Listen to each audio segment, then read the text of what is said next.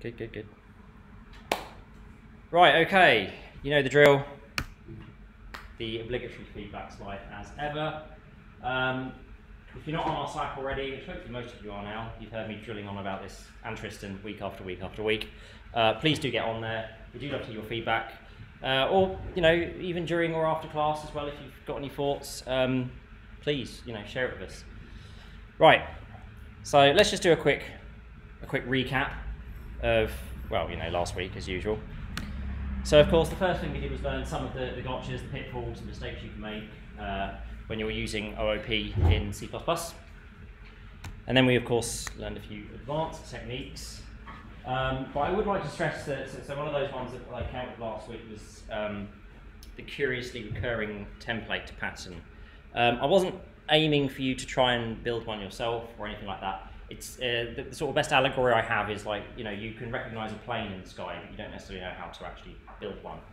But to be able to point it out and know what it is enough. So the reason I brought it up was for that purpose. You would need to understand templates, and we're not really there yet. But you can at least see, oh, I know what that is. We've of course learned about operator overloading and how we can use that, how it makes your life and everyone else's life much easier when you have these, you know, very short ways of invoking functionality like equals for comparison or equals for assignment. We learned, of course, about enums, what they do. And then, of course, we delved into a project, which hopefully you'll all take on and enjoy. But if you are struggling with it, then this lesson should help you sort of reinforce the bits you have picked up again. And on that note, I did get some feedback from some of you. And I've got the sort of general gist that some of you seem to be feeling a little bit lost and picking up bits and pieces but not getting the whole picture. So the idea of this lesson is that we can hopefully sort of bring it all together. Part of that also means that if you are, you know, not sure of something, feeling lost, etc., just speak up, raise your hand, etc. I'm more than happy to sort of answer questions and help you along. And that's, you know, ultimately the best way to learn, right, is for it to be interactive. So, first of all, we're going to revisit enums. They are, strictly speaking, a very simple concept. And again, a quote that I found that I rather liked, which is every big computing disaster has come from taking too many ideas and putting them in one place. And, well, object-oriented programming has many, many different ideas, arguably all in one place. So we're going to try and break this up again, and hopefully this alternative explanation will make it make sense. So, as I said last week, there are a way of applying meaningful names to some series of values, some effectively infinite, but some range of values you have that you can also grow, of course, to infinity. So as an example, you know, we want to represent a switch that has 3 states, right? So you get these little toggle switches, right? So you have like an off position. You can have it all the way to the left, all the way to the right, or bang in the middle, right? That's a 3-state toggle switch. So of course in code, if we had like a sensor that was reading which position it was in, of course we would have off, single, and both. So usually the middle position turns on both the outer edges, right? Whereas one left or right would only turn on that side. So there's, you know, off, single, or both. Of course we could just use an int, right?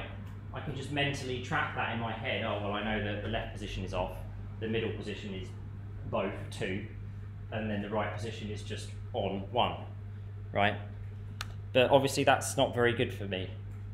If I misremember, or if somebody else needs to work with the code and they misremember, or just simply don't know, you might use the wrong number, right?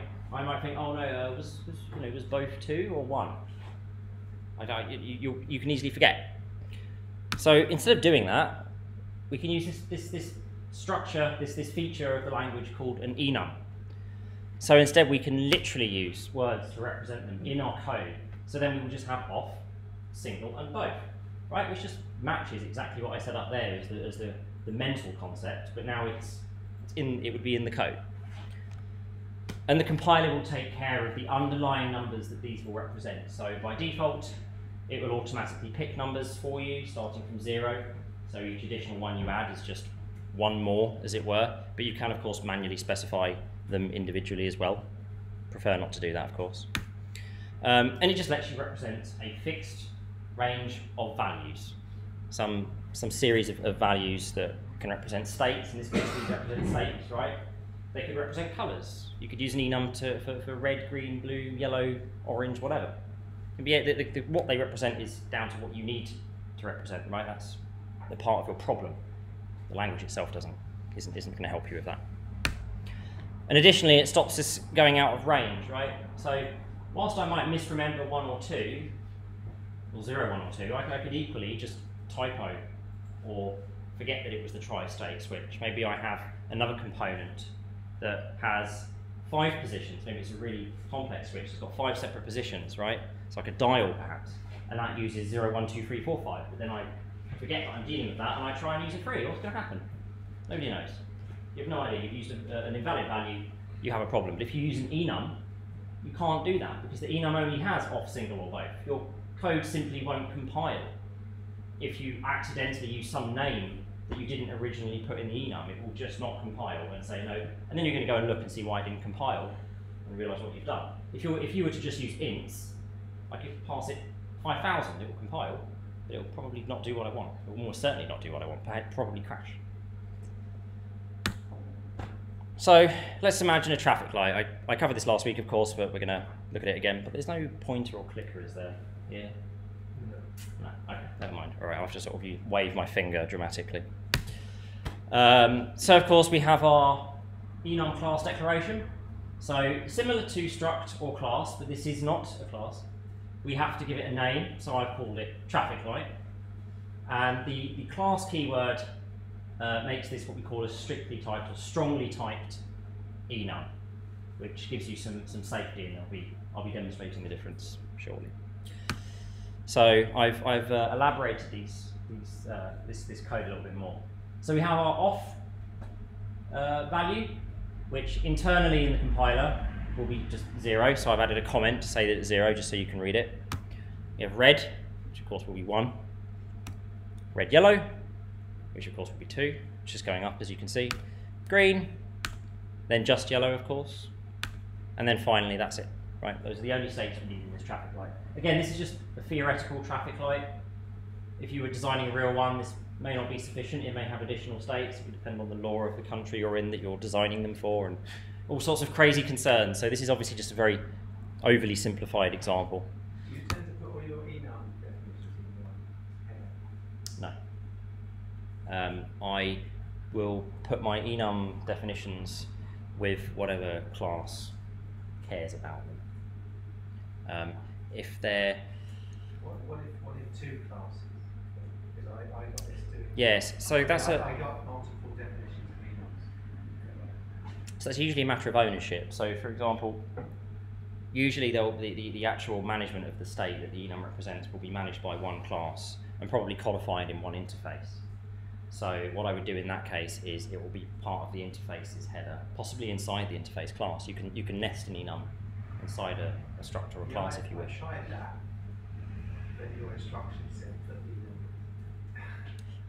so it worked quite well. It seemed to work well inside the interface class. When I tried to put it in a different header, for the tests, yeah. I wanted to keep them relatively simple for people, so I didn't force you to do that. But yes, if you're just generally designing something, if it makes sense, feel free to nest it, of course. Okay. So, we are then just assigning the state to a variable that I'm calling, well, state, of course. So, because this is enum class rather than just enum, because enums existed in C, we inherited enums from C. But the problem with enums in C is that these names, off, red, yellow, etc., they just magically bleed out of the enum, and you can just use them as if they somehow just existed everywhere. And so in C++, since C++ 11, we added this class qualifier, which doesn't make it a class. It just means that it's strictly typed, strictly scoped, rather. And that means that in order to use it, I have to now qualify it with the enum that it lives in, which is safer, of course, because if someone else declared another kind of traffic light, maybe I've got enum class traffic light, someone else might have enum class Christmas light, right? And Christmas lights on a Christmas tree, they have different colours as well, right? And they might use those same names, but that's a problem then, because they might put them in a different order. And then which one does the compiler want? If I just put equals red, the compiler has no idea whether I'm referring to a Christmas light or the traffic light. So consequently, when we use this structure, that can't happen. You can't have that mistake occur. Okay? Yeah, it likes it so much that it just... enum is on off. Yeah. Yeah, I think that should have it off. Yeah. Oh, come on, surely we can do something about this. Okay. So it's strictly typed, or strictly scoped rather, and you can't accidentally have that occur. And just to show you what it would look like if you use the old C style, you can do this, there's nothing stopping you. It looks basically the same, right? And the values would implicitly be 0, it all lines up. So we can just whip through them, as you can see, it's basically the same thing. But now I don't have to qualify it. So whereas this one requires me to put traffic light and then, you know, colon, off, I can just write off. But again, that is a problem if somebody else has an enum that's using those same values, and because they could be in a different order and it has no idea which one you want. So it's safer to stick with the one on the left rather than the right. Is that a good explanation for everyone? We're all clear before we move on? Yeah? Cool, okay. All right, so next we're going to revisit some of the sort of core concepts that we've... Yes, question? So on enums, you would purely use it to, well, not purely, but one of the main reasons to use it is for tracking states of things. Yes, precisely. Okay. And then that state could mean whatever you wanted to. Yes, in a safe and descriptive manner, because if I look at it in a debugger, right? If I'm debugging my code, most debuggers know about your enum as well. So you can look at what state have a variable. It says it's set to red. But would you ever need to know the logic behind the enum, i.e. the zeros and one, the actual numerical value that the compiler's using? Usually you don't. Let's say that this was feeding into a controller, right? So the order of the values in the enum actually mattered, because obviously if I was communicating with a controller, that probably only understands numbers. But that's still fine, because I can cast my enum, convert my enum as it were, to an integer, and because I know what the compiler uses, as long as I put them in the correct order to match this controller that I'm talking to, it will just map over and be correct. So I should probably put a comment in the enum to say don't reorder it. So Sorry? Zero, so when you pass 0 to a controller, it will know it means off. So the controller, so someone else built that and it just said, give us 1 for off, give us 1, 0 for off, 1 for red. Yes. Blah, blah, blah. So you put them in order. Off to 0 and then send it to the. Yes, precisely. Okay. So you put them in order, you convert it, but you can still see in your code what's what. Yes. Yeah. Thank you. Cool. And again, another lovely quote: without requirements or design, programming is the art of adding bugs to an empty text file. Which is somewhat true, but even if you are, I'd say that you're always going to run into bugs anyway. But let's revisit a few concepts, yeah? So as I said in the first lesson, OOP empowers you to model your code as objects. It doesn't make you do this, right? But the idea is that a class, struct, whichever word you prefer to use, again, they have the same features. It allows you to think of things as objects. So I might have for the traffic light example, right? I might have a light manager class, right? That's a kind of object that will manage the state of the lights, and that will directly use that enum. And then that object can offer a sort of a change state function, perhaps. So then outside of the manager class, I might have maybe I need to communicate on a network. So I might have a network communicator class. And that network communicator class will talk over, some socket to the internet, or well, probably not the internet connected traffic light. Sounds like a disaster. But some control, someone's computer that can control it remotely, and it will send it those commands, and it will just talk to the light controller and say, okay, I've received a command, change to this new state, change from red to green, and then inside that traffic light, the light controller, it can verify that we're doing a valid state change. If I'm saying to it, go from green straight to red, that's probably okay. But if I'm saying go from red straight to green, that's probably not okay, right? You usually have yellow in between. So you could also make that object validate is being told to make a legal transition, if you like. And so these are self-contained components, right? And we generally call them a class. Again, you can use the word struct, but I'm just going to refer to them as a class. It's the OOP principle we're focusing on rather than the language keyword. As I've already said, these are reusable. They are designed to be reusable, something that's encapsulating a chunk of functionality that you want to be able to reuse. That's not always the case. You might simply want to encapsulate something in a class just for maintainability.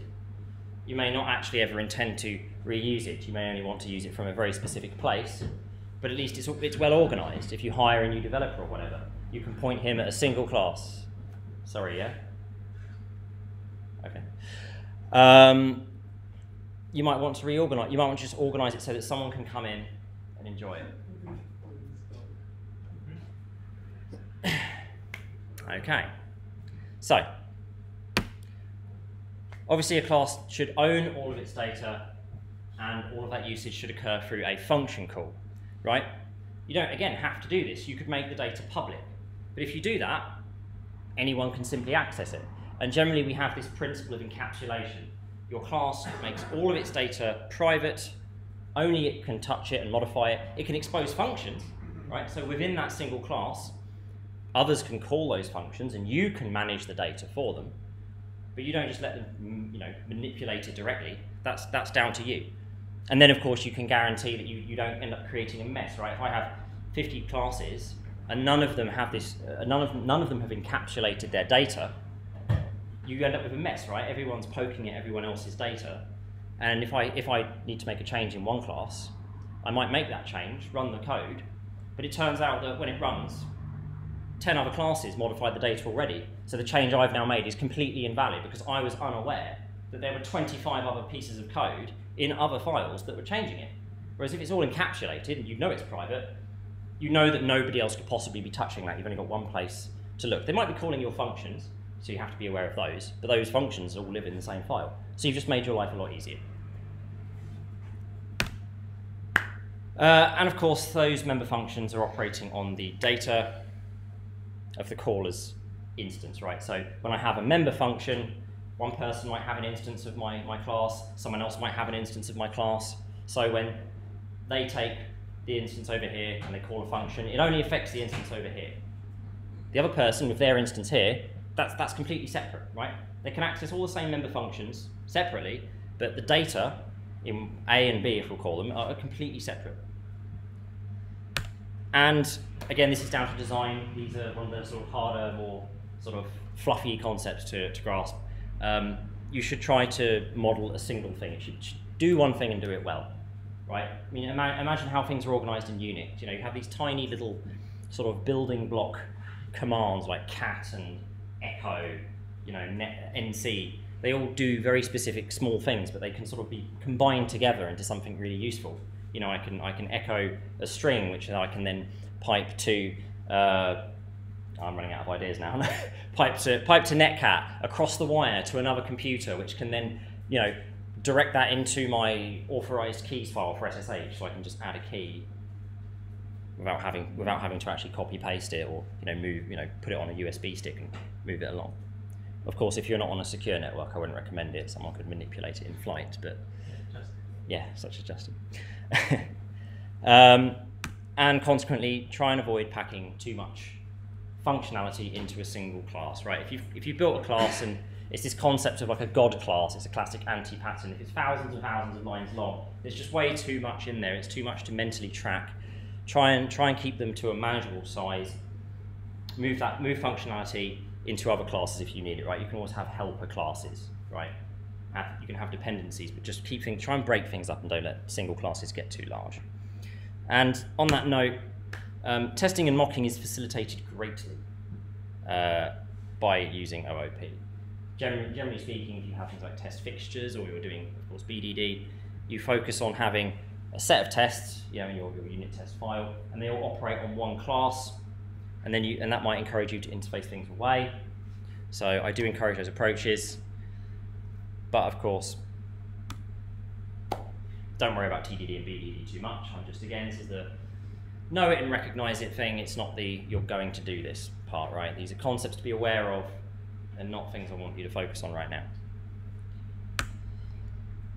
So, on the note of design, a few design recommendations. As I've already said, classes represent objects. So of course we want to combine these, you want them to interact with each other somehow. So one of those ways is of course inheritance, right? I'm sure you've all heard of this concept of inheritance. You can have huge hierarchies of inheritance.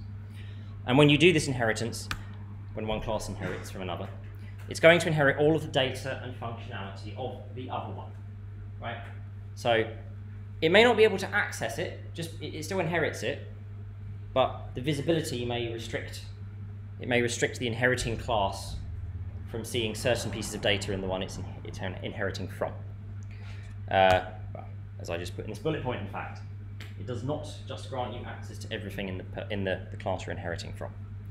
And generally speaking, this is what you use when the class is a kind of another class, right? So if I had a class to represent a generic sort of student, as I demonstrated before a few lessons ago, an art student is a kind of class, so inheritance makes sense in that case. And in C++, we allow classes to inherit from as many other classes as you like.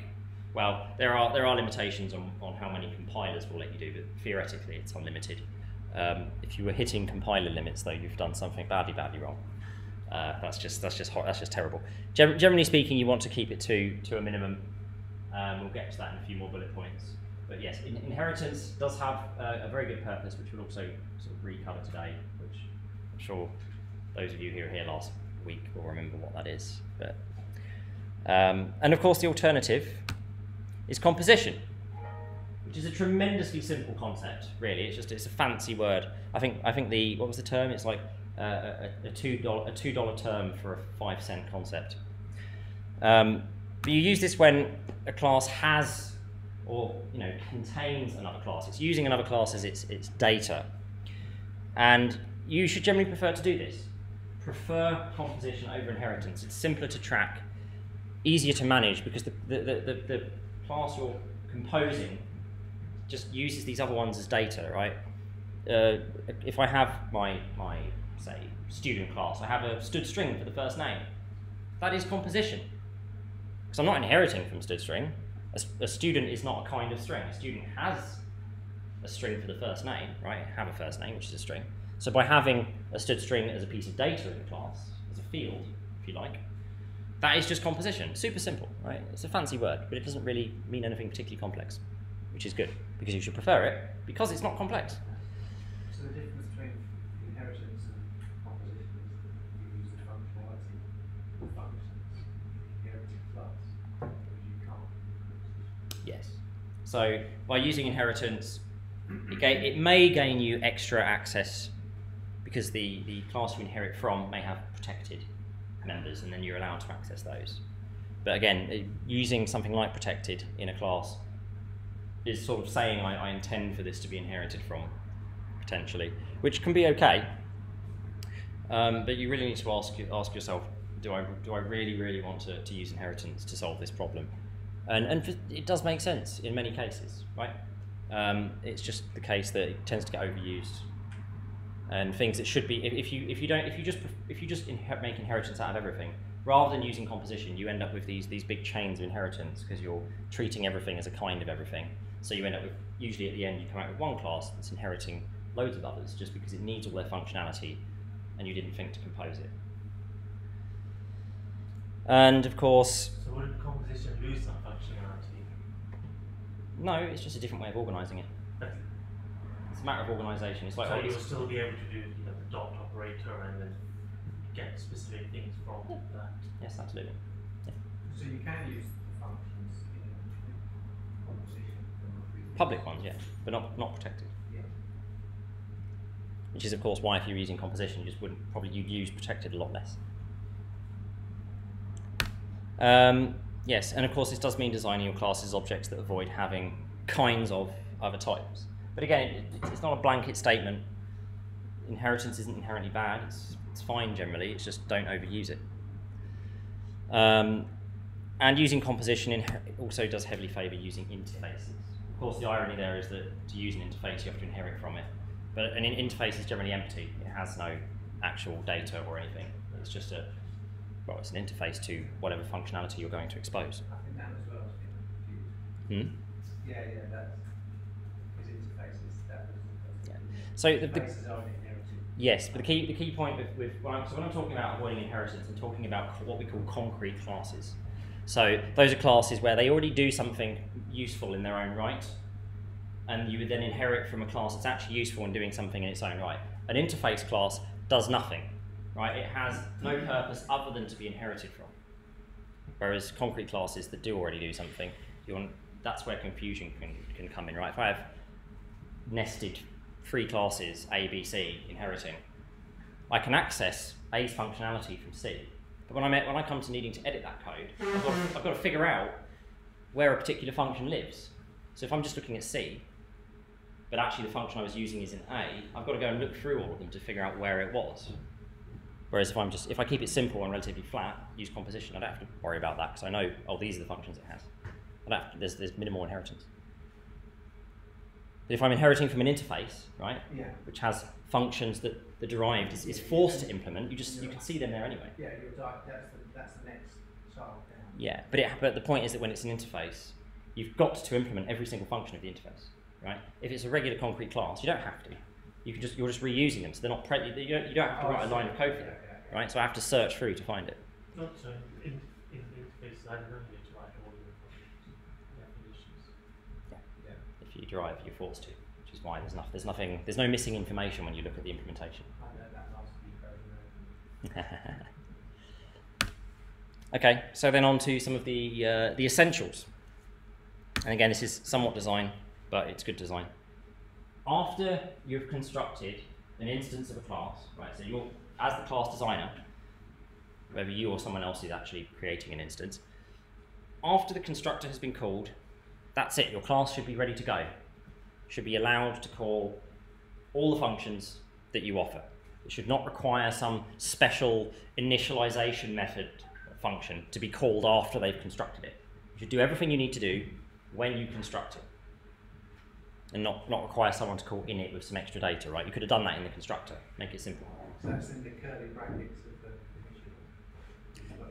Yeah, of course, but I'm not talking about this in the sense of code. I'm talking about this in the sense of what's good design and maintainable code, right? The language does not force you to do this. C++ doesn't force you to make this happen. You could have a constructor that's useless and then have an init function that they have to call, otherwise they crash. But that's not very friendly. And so with these constructors, just like regular functions, you can overload them, right?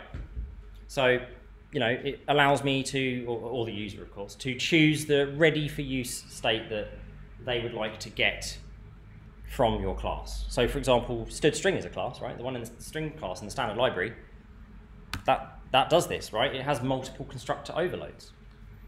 So, for example, if you're happy for it to start off with nothing in it, default constructor, right? Just don't put a string in it. Just declare a name for it, std_string, my string, and that's it. It's just empty now. You can use it, but it's empty. And you were happy for that. That was your choice. The class didn't make you do that. You chose to do that with the class.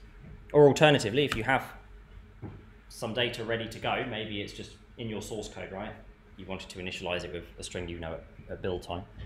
Then you can use that constructor instead, right? Use, curly braces or circular braces or just an equal sign, and then whatever piece of text you want to stick in it from the start. And then, of course, the corollary is that a destructor will let you execute your own code. And by a destructor, I mean making one yourself. The compiler always generates one of its own, but you can also have your own custom one, which executes just before things get wiped out of memory. So inside your destructor, everything is still valid, right? All of your data is still valid. Nothing has been actually physically removed from memory yet. But when you do return from your constructor, there it goes again. When you do return from your destructor, then it will finally erase all of the memory. Is there... Weird. Okay. It's got a life of its own.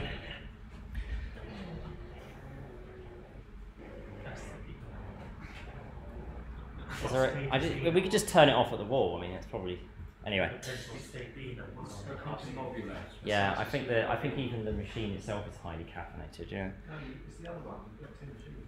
I know, but so the white one went first, then that one just went off. Anyway, so enough about coffee machines. Yes, just before cleanup, your destructor executes, and then only after you return from your destructor, after you're done, will everything then be erased and reclaimed. So it's an opportunity to execute some form of behaviour just before everything gets wiped out of memory. But generally speaking, you should avoid doing Or this. like displaying a message or something. Sorry? Like displaying a message, for example. Precisely, yes. You might want to display a message, maybe for debugging purposes. This is about to die, yes. Just so you can see it. But of course, you should avoid defining your own custom destructor. Generally, the compiler generates its own destructor for you by default. You don't need to make one of your own. And if you don't need to, just don't. It's one less thing to think about. Is that clear? Any questions? Should you have Everyone's hunky-dory. Go on, sorry. Should you have a virtual destructor on your interface? Ah, that's a special case. So yes, but not a custom one per se. So if you, well, I'm going to get to that shortly. But basically, that's like a redirect. it's a defaulted one. So you don't actually give it, you don't write any custom code for it. You just tell the compiler the one you were going to generate that anyway, but make it virtual in case anyone inherits from me. So you're not really putting any code in there. You're declaring one, but you don't give it a code body. You explicitly default it. We'll get to that shortly. Okay. So inheritance and interfacing, and I did reuse a quote for this one, which was by Steve Taylor, C++, an octopus made by nailing extra legs onto a dog, if you could imagine such a thing. Sounds a bit inhumane to me. Right, so first of all, we just spoke about inheritance and that thing that you generally want to, well, I say generally avoid, that thing that you don't want to overuse is probably a better way to describe it.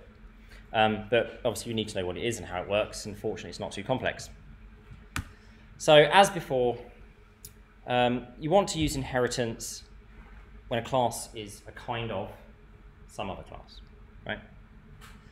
And then the terminology we're going to try and capture here is, or sort of remember, is that the class we're inheriting from, the one we inherit from, is called the base class, right? So the base class may not inherit from anything at all itself, but it could. But the one we inherit from is called the base, whether it does or whether it does not. And when we inherit from another class, we can access everything that is public in the class we inherit from, and everything that is protected in the class that we inherit from, the base class. We cannot access anything that is private, with the exception of a hole punch that maybe some of you might remember from a previous lesson. But generally speaking, public and protected is okay, the rest, the private stuff, no. And so the class that is doing this inheriting is called a derived class. I am deriving from some base class. Fairly self-explanatory terminology, or I'm looking around the room, everyone seems to be, yes? What's the sort of the layman's term definition of protected things? Because I understand public. Yes. Yeah, maybe it's a bad word. In the language, we probably could have just called it something like derived access only, but that's a bit long-winded to say, right? But what sort of core to his functionality? So the I way. understand public, anyone outside. And Yeah, inside. anyone. Yeah, I mean, probably means anyone. Yeah, to describe protected, it's saying that anyone who derives from you is allowed to access it, and potentially anyone who derives from them as well. Right, so derived down, right? You don't care how far the deriving goes. You're saying that they're allowed to access it. But yeah, I mean, protected is short and sweet. I don't think there's a nice single word in the English language that would truly describe it, so we're stuck with protected, sadly. Are there any complications if a struct derives from a class? No, not at all. Again, class and struct simply set the defaults for visibility. You're free to change them, right? As I demonstrated a couple of weeks ago, you can use class in one way, I used struct in another way, but they resulted in the exact same thing because I overrode their visibility. Yes? So So a protected member or function in a generic class, someone trying to access, the only difference is if in the public, if it was purely everything was purely public, someone externally could call those members or functions. Yeah. But with the protected, someone externally can't, only inherited derived classes. Only derived classes, correct, yes. Yes. So just for anyone on YouTube who didn't hear that, I forget the exact words of the question, but it was basically confirming that if something is protected, only those deriving from the base class that marked them protected can actually access them. So your base class, so I make a class, I inherit from another. The one that I'm inheriting from, my base, might itself also be derived from other classes. It's my base, right? It's not the most base, right? Because if my base inherits from something else, that one in turn might inherit from something else. I have a chain of inheritance, right? Imagine we have A, B, and C. Well, what is C? If C inherits from B, and B inherits from A, right? Then we can say that the base for C is of course B, right? C inherited from B. But B then inherits from A. So B is not the most base, because B's base is A. A is the most base, because it doesn't inherit from anything. But we still say that C's base is B. Yes, it's sandwiched, B is sandwiched in the middle of this, but we still say that it's the base, even though it in turn has its own base as well. Right. Fun stuff. Yeah, fun stuff. And yeah, C++ loves to just make it even more fun. Because again, you don't get this stuff in Java or C#. The inheritance itself can also be marked public, protected, or private. And again, this is one of those things which I'm going through that can addle your brain. Focus on public, to be perfectly honest. I'm gonna get into all three of them, but public's the one you really care about. The number of times I've ever used protected or private inheritance is tiny. Public inheritance is the one to care about, and the simplest to understand. So, public. It exposes everything that is also public in our base, the thing we're inheriting from, to users of our class, our derived class, and anyone who inherits from us.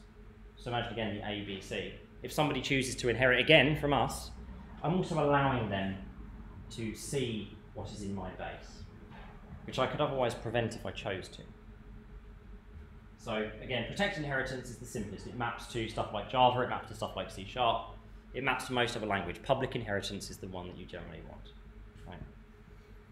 And is that relatively clear? No, any questions? If you we did just not compile it. If you had two functions and you inherited from two different functions, functions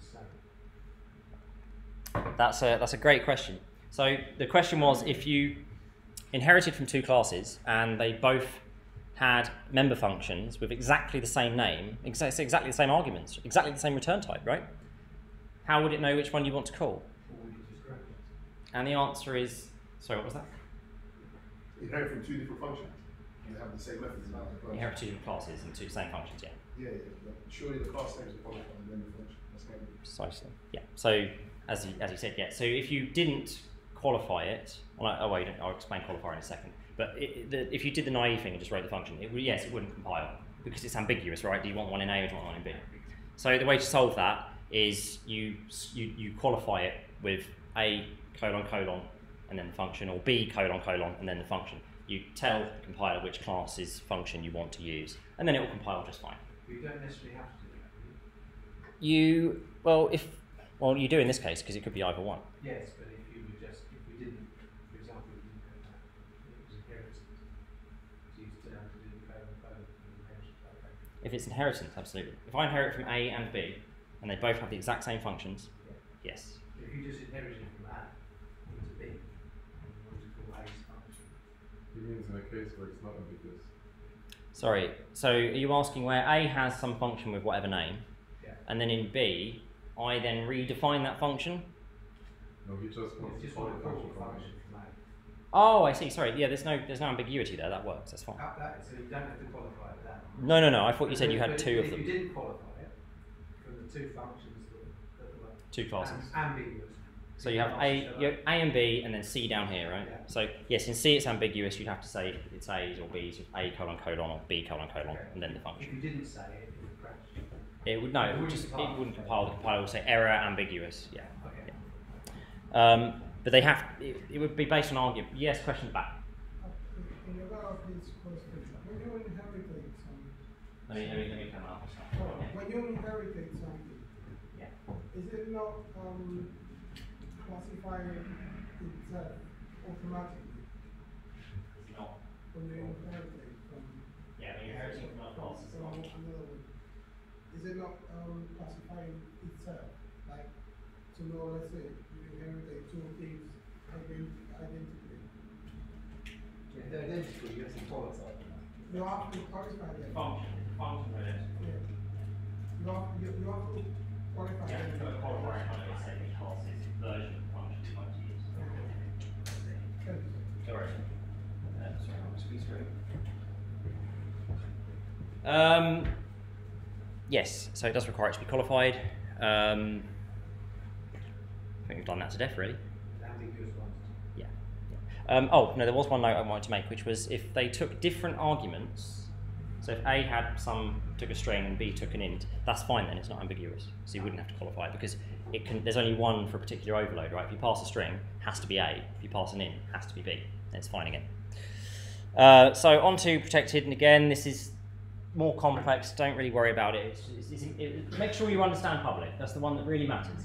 This one, don't worry about it so much, but I'm going to get into it anyway, because hopefully one day you'll notice this and know what it does. So this hides the base from users, and by users I mean somebody who's not inheriting from us, someone who's just using our class, right, creating an instance. So by having protected inheritance, I am hiding the thing I'm inheriting from. I'm hiding the base from them. But if somebody then inherits from me, they can still see it. So in our hierarchy of A as the most base, B in the middle, and then C as the most derived, C will be able to see. C will be able to access the stuff in A because it was protected. Yes, question. Isn't it the case of like with public, everyone gets to see in protected, everyone doesn't see, it's just the people Inheriting further. Yeah, derived, yeah, the classes are derived from that class. Further derived classes can still see it. Yeah. So it's kids who can see it. Sorry. It's kids and grandchildren who can see it. Yeah, children, grandchildren, exactly. Yeah. Unless one of those children or grandchildren turns it private. This makes it. This is so horrible. What do you mean it hides the base of the classes? I thought protected was From able users. to- From users. Someone who's just using my class, not someone who's inheriting from my class. Right. Because I'm referring to a user as someone who's just making an instance. Right. That's just someone. Std string. You're a user of std string, right? You don't inherit from std string. You just use it. You know what I mean? So similar concept here. I'm using the word users as like I'm just making an instance. I'm not deriving. I'm not inheriting. Right. But anyway, so yes, people who just use it can't then see it. But anyone who is inheriting from us can still see the stuff in the base class. Is that all right? Again, don't worry about protected and private. They are nasty, complex little things that you really don't need to worry about. As long as you can understand public, you're pretty much there. So private completely hides the base from everyone. This does have its uses actually. There are optimizations you can gain by using it. You only care about it on embedded platforms and that kind of thing. Again, it's not something you're going to need to worry about. But it effectively hides what we're inheriting from everybody. Nobody knows that we've done that. Our size is affected, of course. Our class is made bigger by the fact that we inherit from whatever it is, whatever data they've got, we have to tack on. But nobody else can actually see it. Nobody can call any functions in it. It's just exclusive to our derived class. And as I said before, we're just focusing on public inheritance. It's the most common one. It's the simplest one. There's none of these weird rules that you get with protected and private. And it's what you usually want, and it's what most other languages do when you use their flavour of inheritance, such as Java or C#. And again, of course, yes, you could inherit from multiple other classes. and each individual class you do multiple inheritance from can have any of those 3 visibility levels. Again, for now, let's just aim to restrict our inheritance to interfaces. Yes, question. Private. So you can obviously derive from, you can do private inheritance. So your derived class, which is privately inherited, it will be able to access. Is that what you're saying? You'll be able to access those members or functions. The privately derived class. Are you trying to derive it from interface?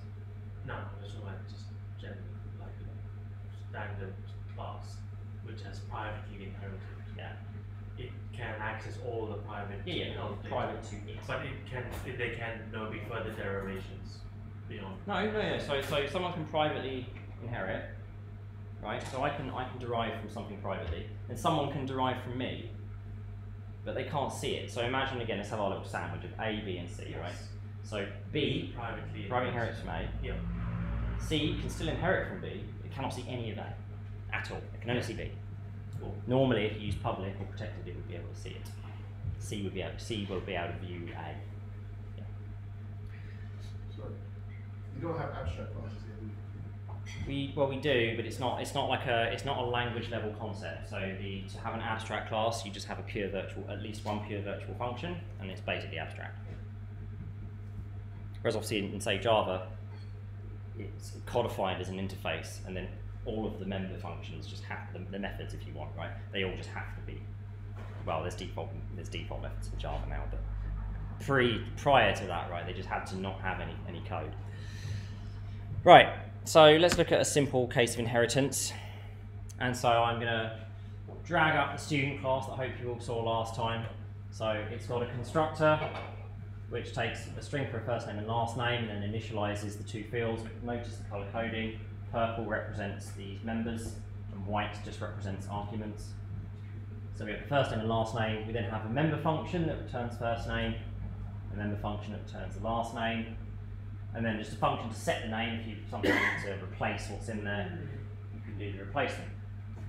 And just for showing that you can do it, we created an instance of it called A student, and we gave John Smith as the name, which is incidentally why when you do have a structural class definition, you actually need this semicolon. It's not just there for fun, because you could have done this. So you have to put the semicolon to tell it you're not going to have any instances.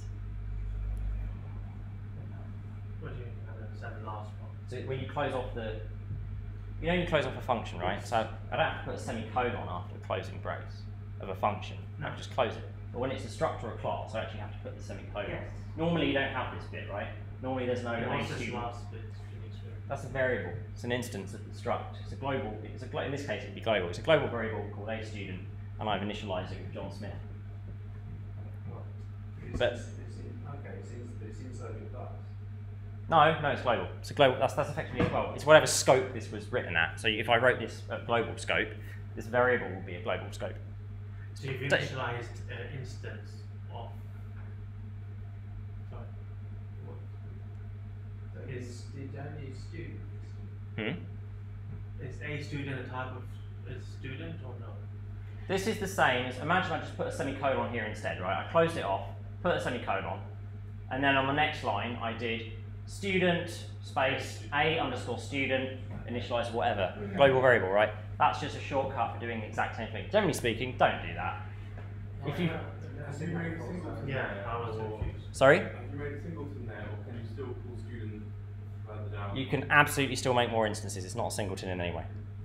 There's nothing stopping you from making more. Right. And then to derive from it, of course, first of all, we have our struct keyword. We're going to call it art student, which is a kind of student. The colon separator to tell the compiler that I'm now going to start telling it, what I want to derive from. And I'm going to publicly derive from student over here. Right. So now anyone who uses my art student will get the benefit of all of the existing functionality plus whatever I add. So first of all, let's have some private data. We'll have a vector for some paintings, right? Doesn't matter what painting is. Just imagine some imaginary class that stores a painting. Okay, it's not important. It could be an int for all it matters. And now, one special thing that we have to do in C++ is expose the constructor of the base. So unlike normal functions, so first name, last name, set name, we get those for free because they're just normal member functions, but because the constructor is special, it's not actually exposed by default. So to construct an instance of ArtStudent, I would either have to provide my own constructor in ArtStudent, or I could just use this lovely using statement which just tells the compiler, could you just please bring in all the constructors from student into me and just let them use those, I don't need to do anything special myself. So ArtStudent is saying it doesn't need to do any special extra So it doesn't constructor. inherit constructor as default, that's what you're saying. It's not, so there's no, you don't inherit constructors, right? You inherit classes. This is just, yes, question. In the case of multiple inheritance, how would you use the using keyword, or would you just have to use the old style constructor when you use both? It would depend. So if you inherited from two classes, and one of them had a default constructor but one didn't, you could use the using statement to say that you'll use the constructors of the one that does have arguments, but you don't need to worry about the other one you inherit from because it's default constructible, so there's no problem, right? But otherwise, if both of them required arguments, you would have to make your own constructor that will take care of dispatching to both of the constructors of the ones you're inheriting from. But again, this is where multiple inheritance again gets messy and ugly. You wouldn't use the using constructor in that case if one of them wasn't default. So if this was if student was default constructible, I wouldn't need to write that at all.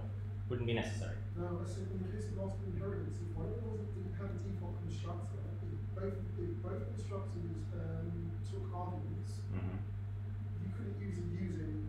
Yeah, that's what I said. Yeah. You have to make your own constructor. So this is not inheriting anything. It's just saying, please just bring in the constructors. It only has one obviously, but it would bring in more if there were. Just bring them in and just dispatch directly to them. It's not inheritance of the constructor. It's just saying, you know, I don't need to do anything special. Please just use whatever student has. But why do you want to bring in the constructor? Surely the class already exists when the code ran. So, well, if you don't do it, your code simply won't compile, because this has a constructor that takes arguments. Yeah. So it's up to you to then create your own constructor, ArtStudent, first name, last name, and then write the code for that to dispatch to the base class's constructor. Right. So you know how you have your initializer list in a constructor. You know? So you then have to explicitly call the constructor of student from ArtStudent, which is a bit annoying. It's a lot easier if you just get it to do it all for you in a nice short line. Otherwise, it's up to you to literally dispatch to the base constructor from your derived constructor that you have to write all of yourself. That's only if you wanted to use the constructor. What if you never wanted to use it? Well, no, you can't not use it. So obviously, it's called a constructor because in order to construct an instance, at least one of them must be called. You can't just not call the constructor of a base. You can't just sort of skip that part, right? If someone wants to make an instance of ArtStudent, But that's only if you want to use any members or functions of that class. If you never wanted to. no, you have to do it. It will not compile if you do not have code written in there to dispatch to a constructor of the base. Yes. Is that going along with this aggregation thing? Like, a student, an art student is a student with extra bits on it.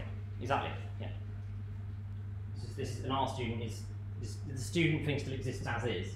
It's just adding extra bits onto it, right? But the contract of this class still has to be honoured, right? I can't just say no, I'm not going to call your class because I'm inheriting from you. The language doesn't let you do that. It's not valid.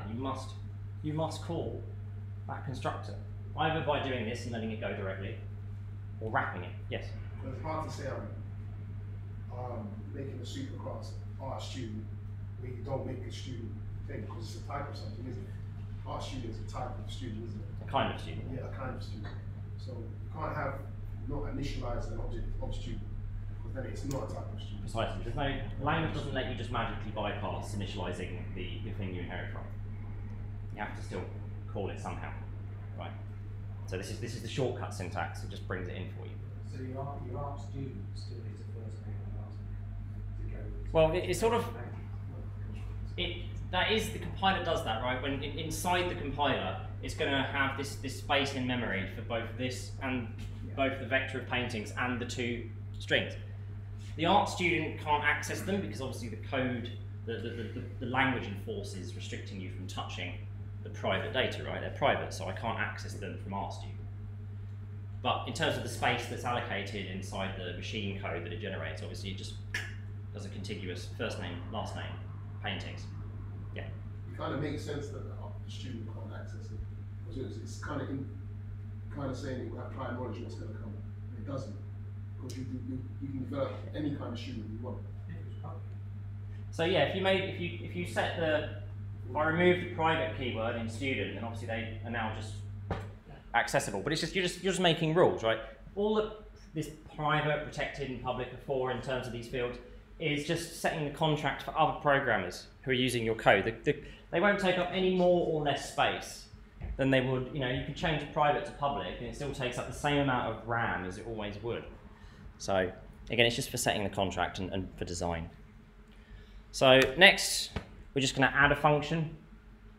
This is going to return a reference to our const reference, of course, to our vector of paintings.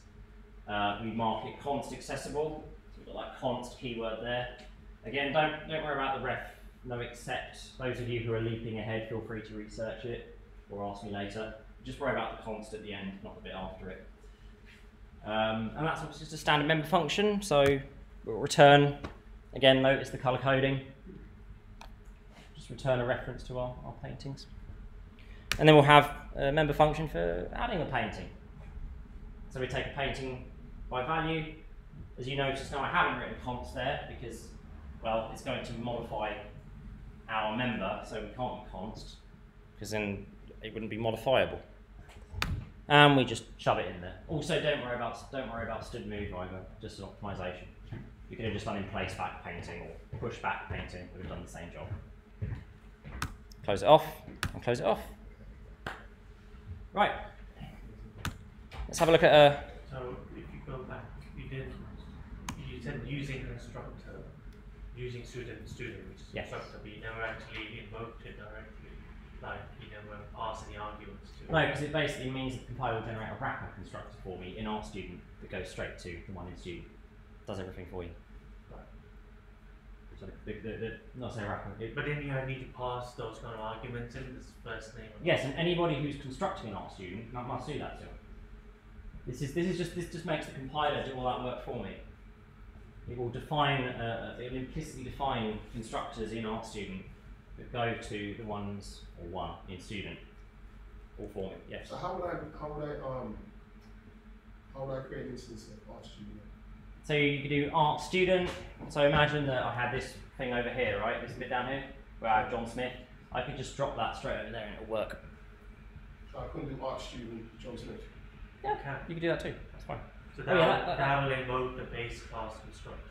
Yeah, it will just, it's more, as far as it knows, as far as you know, you're just calling out a constructor on RStudent. You don't, I mean, if you look at the code, you know, obviously, but without looking at the code, right, you just create an instance of RStudent. You don't know that it's actually just directly going down to this one. The compiler's taking care of it all for you. It doesn't look in any way different to you.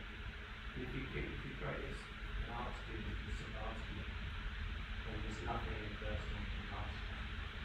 No, there is, because you can't create one of these without passing a first name and a last name. Because you put a student, it's defaulted to John Smith.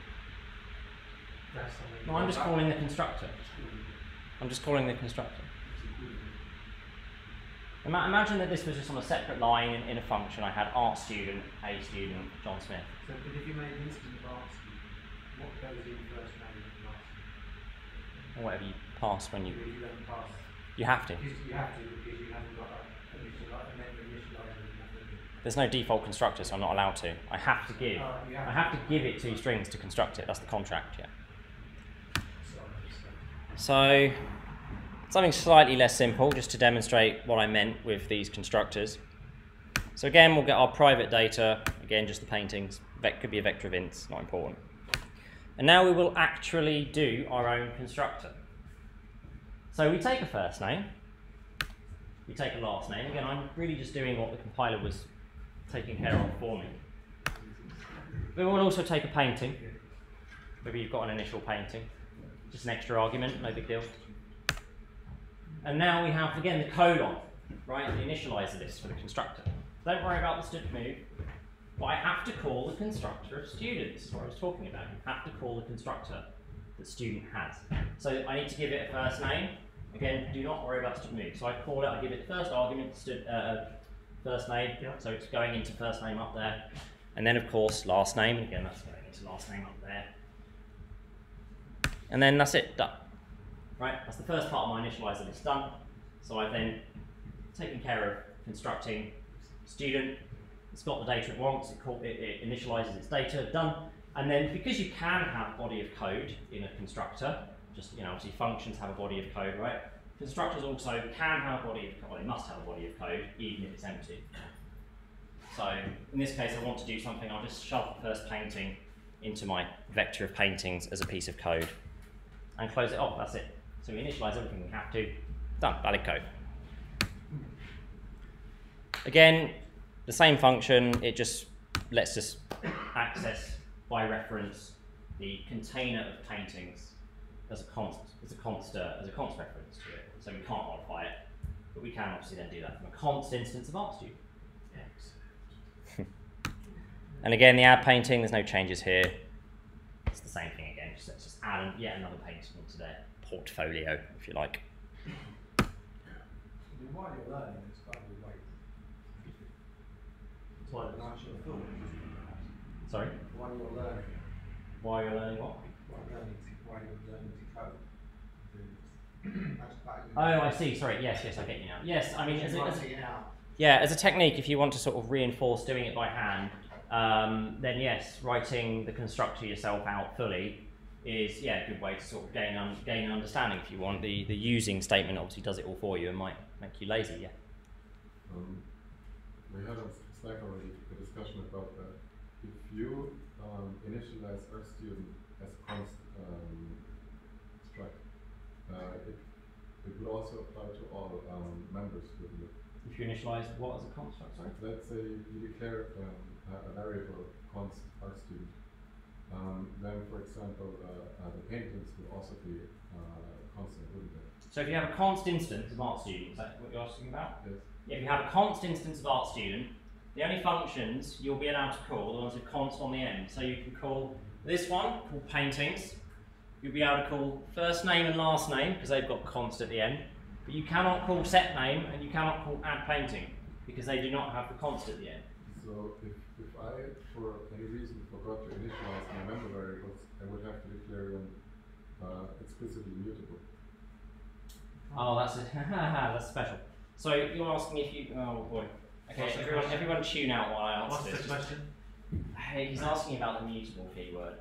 So I can stick mutable in front of this vector of paintings, and then I can stick const here on add painting, and then it'd work.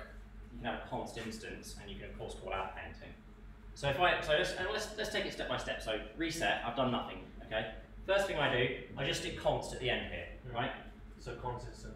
And then I call it, or I try to call it. Or not even try to call it, I try to compile it. This will fail. This won't compile. Because when I put const at the end here, it means that everything in my data is made const whenever I try to use it. So obviously in place back, you can't use on a const instance. So the compiler restricts me for safety. But you can punch a hole in that too. I can stick const here, and if I want it to compile anyway and work, this is absolutely terrible, don't do this. You can stick mutable in front of this, and then you're saying that I'm actually going to allow you to modify this no matter what. Don't do it. The only case where I've used it legitimately is multi-threading. I make mutex is mutable, of course. Just don't worry about it, don't do it. Right. Don't use mutable in random functionality. That can be okay. That can be okay. It depends what you're doing, because obviously the problem with lambdas is if you capture a bunch of data, the capture list is const. So you might want to change it. So for lambdas, it's actually fairly common. It's not that bad. But don't just do it out of habit. Usually it's best to just not use it, and if you find out you need it, fair enough, yeah, put it on. Because for example, if you want to use like the standard library, search function, for example, you don't put mutable on it because there's no reason why you should be modifying anything, right? It's basically a good default in the language because it means you are unlikely to accidentally modify something. Right, so let's just re-examine this interface, or interfaces rather, not this interface. So virtual allows us to override a member function, right, in a derived class. So I've just created this concept of a logging interface. Again, the language doesn't have any special magical keywords for this. It's still a regular kind of class. I could put data in it. I could put non-virtual functions in it, but that's generally bad design. You shouldn't do it. So consequently, I haven't done that, even though the language would let me. And instead, it's simply these virtual functions, these functions with the virtual keyword in front of them, the language keyword, which is saying that if somebody derives from me, when somebody derives from me, they are allowed to make their own version of this function, and whenever someone calls it with, say, a reference to the base, it should go up or down, if you like, depends which way you look at it, but it should go to their implementation and not try and call something I have, which it doesn't have anyway, because the equals 0 is marking it as pure virtual.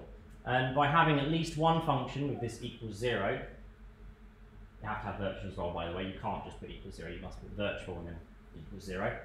By having those two things, the virtual and equals 0, I now have an abstract class. As long as you have at least one, it's abstract. Generally speaking, you should ideally make all of them, with the exception of the destructor, because that's special. But all of the member functions should be just pure virtual rather than some of them. Sometimes there's reasons not to, but really think about it, try to avoid it. So, And, yes. If one of them is just virtual without being pure, if I define it outside the class, do I need to repeat the keyword virtual? No. So if you want to split, so the question was, do you have to repeat virtual when you want to split the declaration from the definition? The answer is no, you actually can't. Not only you shouldn't because it wouldn't compile. Yeah, you also don't have to use the equals 0. If you don't know, you have to actually make it do something. You have to give it some code to actually run. If you do that, someone else can still override it. The virtual keyword is what says that someone's allowed to override its behavior. Everyone's clear on what override means, I hope. Two questions. I'll go with the front first. So in the present case, I wouldn't be able to instantiate an object from iLover, would I? In the case as it stands? Yes.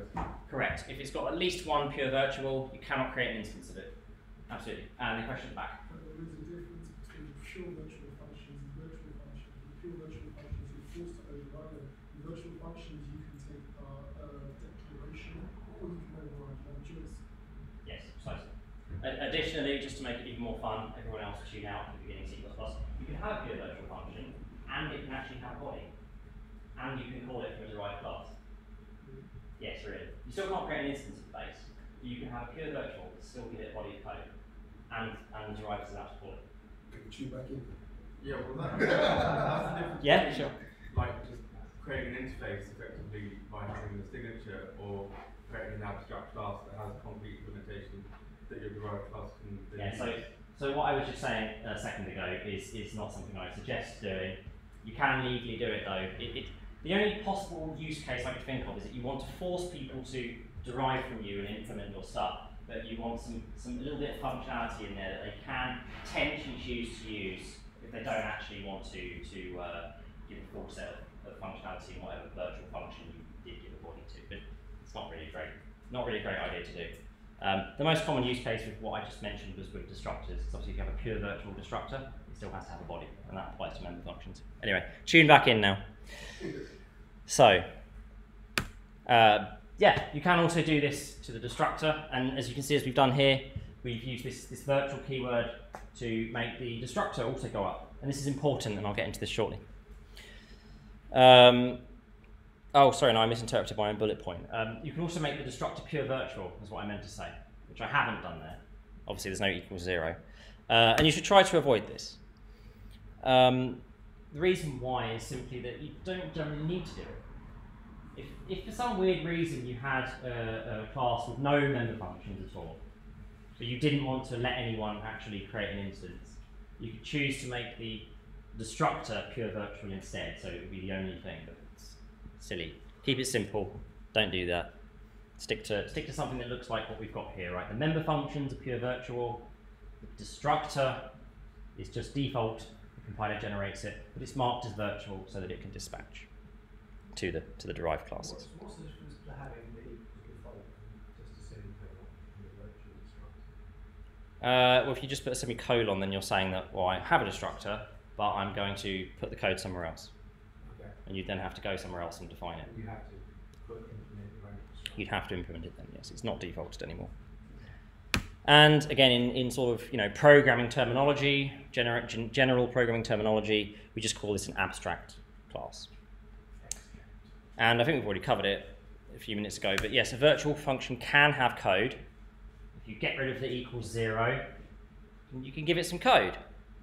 But derived classes are still allowed to replace that and make it do something else instead. So, and again, just to get a bit more into this virtual destructor, this is very important. And it's important because it avoids memory leaks and other kinds of bad behavior. So imagine if I derive from iLogger. Well, if the destructor is not virtual, when it gets destroyed, it won't dispatch to my derived classes destructor. So none of my cleanup can happen.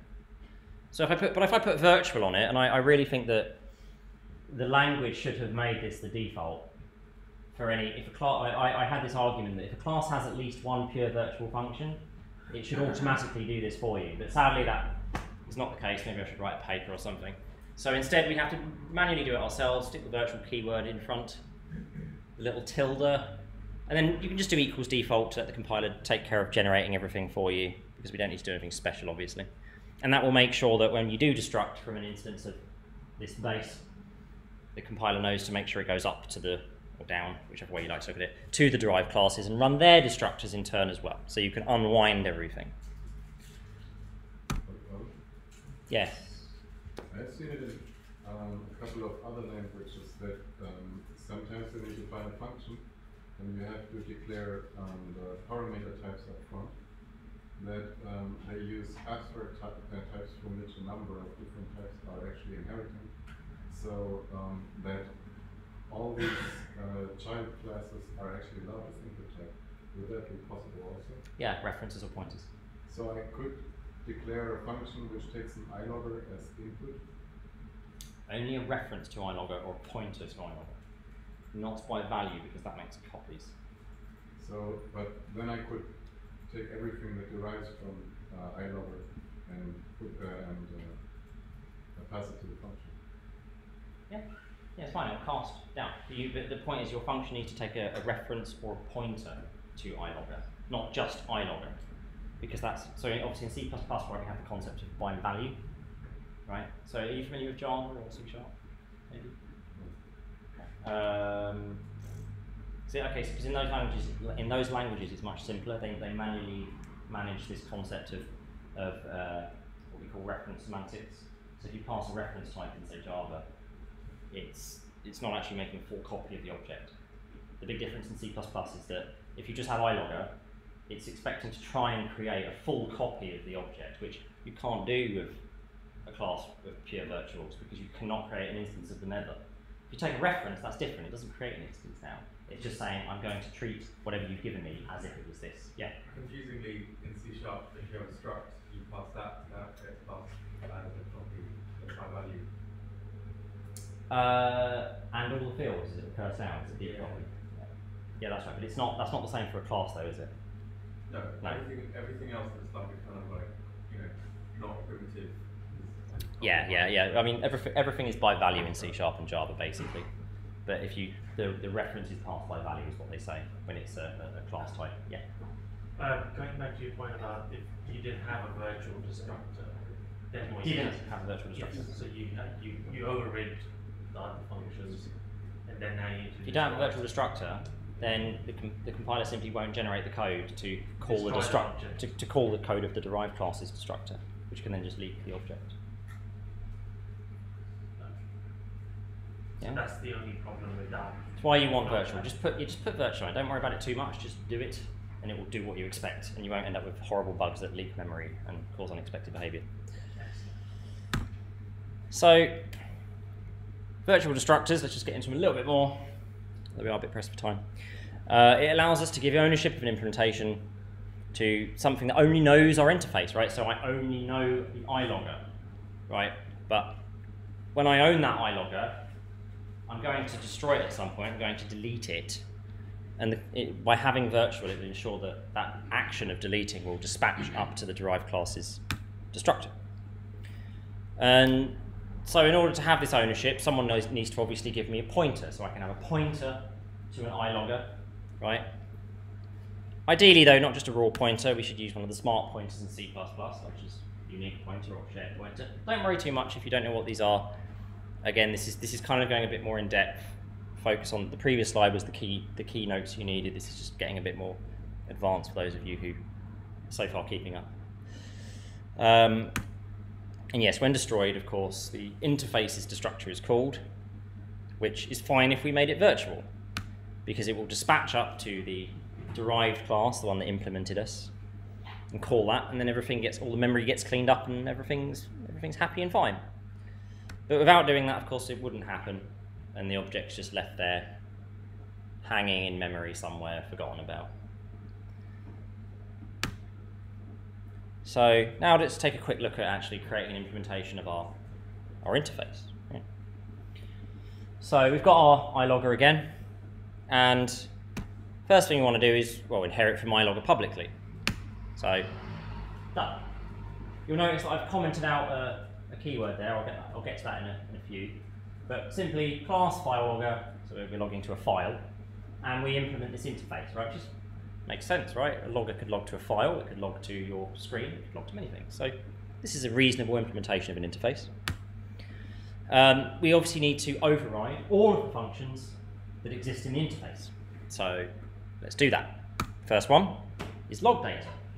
And I've put this override keyword at the end. You don't have to, but I will get to that in a second. And we've added dump log, because of course that's the other, there's only two of them, right? There's two pure virtuals. It's const accessible, so I've added that, and again I'll get to the final keyword shortly, but you can probably guess what it does. So, do you actually have to overload all the code? If I want to be able to create an instance of FileLogger, I do. If I don't want to, then I can do part of it, but I won't be able to create an instance if I don't. So, for instance, once you said the virtual functions you can have, when you don't put the zero, you can actually have code pointing in there. So this is the base, right, with all of them pure virtual. So I can't create an instance of iLogger because it's got at least one pure virtual, there's two in fact. The FileLogger, I want to be able to instantiate a FileLogger. I want to be able to create an instance of a FileLogger. So consequently, I need to create overrides for both of those pure virtuals. What I'm saying, is a pure virtual have like a signature and a body? It does. Yeah, you can. So the answer is yes. Yeah, I was saying that to the chap at the back. Yes, you can. There's not really many good use cases for it. You still can't make an instance of the. If I did this clever ass thing, I still can't make an instance of iLogger, right? But FileLogger might want to use it. They could legally then call my base virtual function if they wished. Anyone who's new learning here, don't worry about that stuff seriously. The override keyword is just a safety check, right? This override keyword at the end here is purely for safety. It does not do anything other than have the compiler look and see if I'm actually overriding a virtual function in the base. If I omitted it, it just doesn't do the check. It will compile just fine, no problem. And the reason it's useful is because I might make a typo. I might get the argument wrong. I might get the name of the function wrong. I might get the return type wrong. And if I don't put override, the compiler's like, well, that's fine. You've declared a brand new function. No problem, brand new function, that's fine. If I put in override, I'm telling the compiler, oh no, I expect this to override something. So please don't compile if I haven't actually overridden anything. So it's a good safety check. Try and remember to use it. So basically, if you had not overridden and you made a typo, it would be a compile error anyway because you haven't overridden. You haven't sort overridden the virtual function. So well, you'll get a different kind of error, right? If I try to create an instance of file logger, Yeah, it will just give me an error that file logger is an abstract function, not as useful. But actually, well, these days you have a recent compiler that tells you the reason why. But just use override. There's no reason not to use it. So if you didn't use override, then It's still compile. you didn't do the type, it would still be a virtual function. If I didn't use the word override, because the word override was introduced in C++11 as a safety check, right? We still had virtual before that and all that stuff. It's just a safety check. If I take out override, and that's the only thing I take out, this is all still fine, because the name of the function matches, the argument matches, the return type matches, it's all a good match. I'm just saying, if you made an error in that, because you haven't really updated the virtual class in the parent class, or If I made a typo in the name. yeah, because you haven't instantiated the virtual class in the parent class, it's still virtual, isn't it? Yes, it will still be virtual. So you get a different kind of error if you try to use it. Right, let's just fill in the rest of it.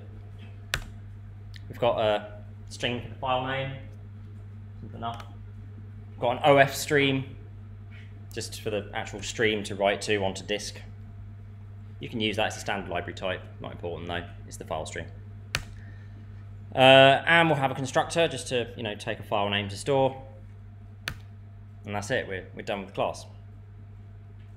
So bear in mind that someone else can still inherit from file logger.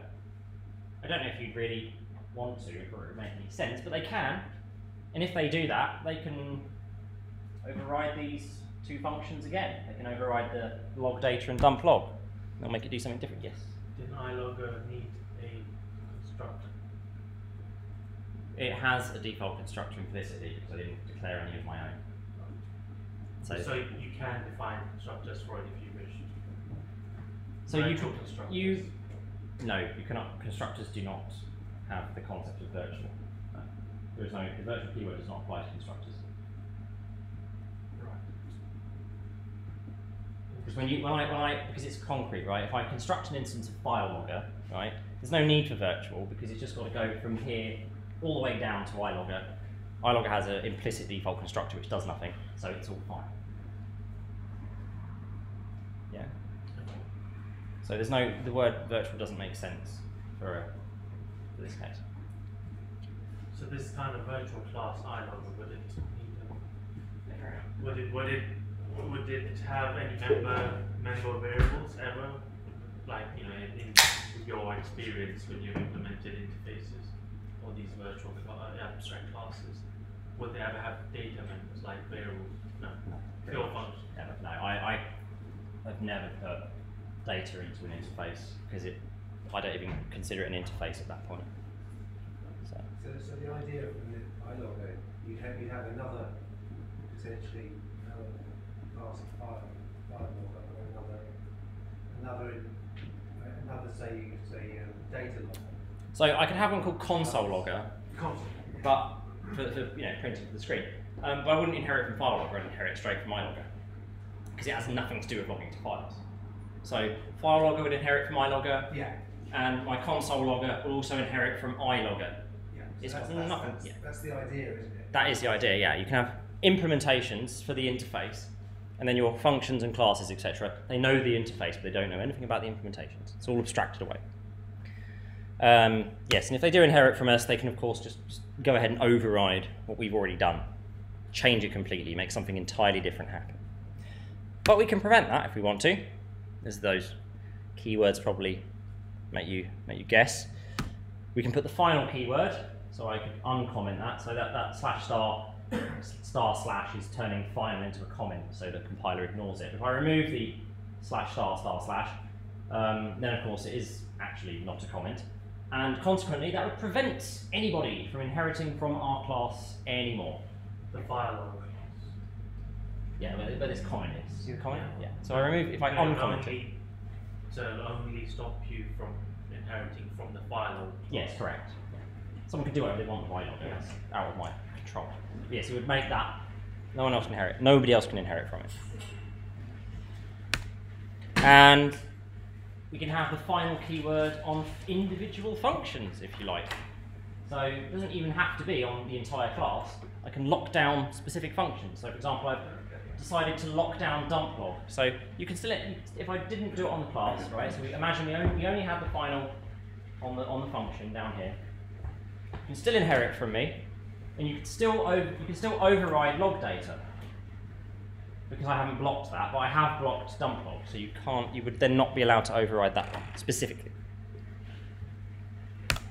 So let's look at how we use the interface. So we've got our iLogger. Imagine the file logger still exists, right? But we don't need to know about it for the purposes of this part. So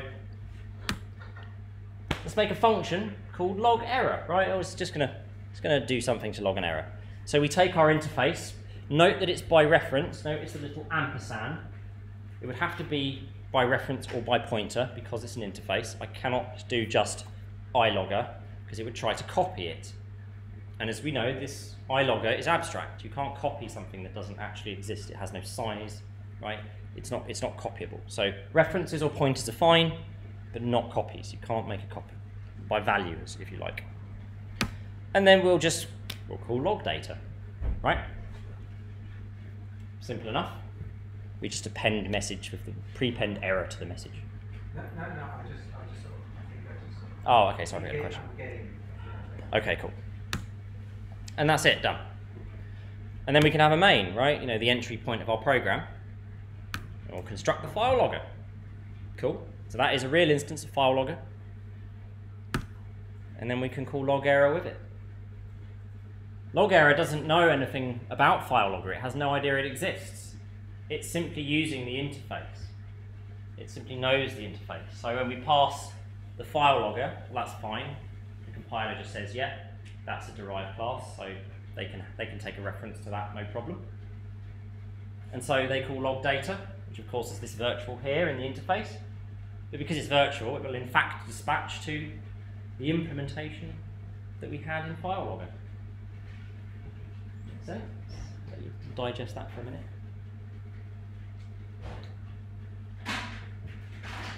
Is that clear to everyone?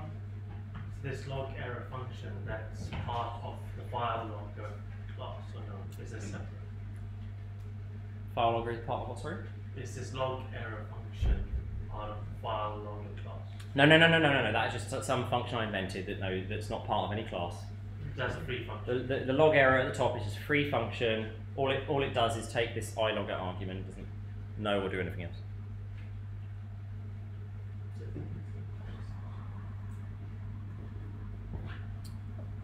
So an alternative way of doing this. Sorry, go on.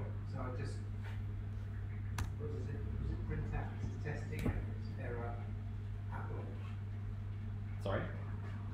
Just trying to work out what it actually prints out. So what will happen is, well, it won't print anything out. It's going to the file logger. So we take the message of testing errors in the free function at the top. It's going to join them together. So you end up with error in all capitals, and then the message testing errors stuck on the end. And pass it to log. That final joined up string gets passed to here, the interface. Well, it doesn't get passed to the interface really, of course. It gets dispatched to the implementation, which will then, of course, dump it into whatever file, in this case, app.log, and it's then, saved on your hard disk. So, alternatively, we could use a smart pointer. So, the smart pointers will allow us to own the object's lifetime.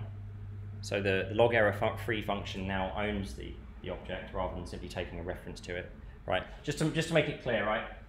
You can see where file logger is constructed, right? So, where is it going to be destructed? When is it going to be destructed?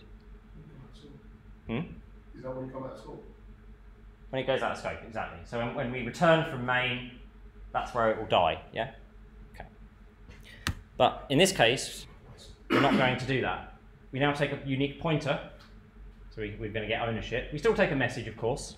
So we take two arguments, same as before. But now we use the arrow operator, right? Because it's a pointer, so we have to use a little arrow. It does exactly the same thing, right? Doing exactly the same functionality as before. But now in our main, we need to create an instance and give it to log error. So we use make unique. It makes a new instance of the class, just as we did here, but now it's dynamically allocating it for us. First argument. Second argument, again, testing errors, simple enough, and then we just return. The question is, when does it die now? When does the file logger get destructed?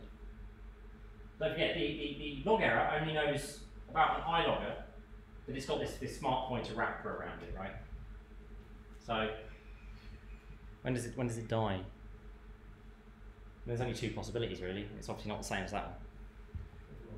So it dies when we return from log error, right? Because the parameters of a function, if they are not a reference or a pointer, there's some, they get cleaned up, right? If they're by value, they get cleaned up when you return from the function. So the unique pointer will get cleaned up when we return from log error, and inside unique pointer, it then cleans up the class it's holding for you. So what will happen, of course, is that the destructor for iLogger will get called, because if you look up at the top of log error, it doesn't take the file logger, it takes an iLogger. Of course, we actually give it a file logger down here. You can't give it an iLogger, give it the implementation. It doesn't know the implementation, but we give it to it.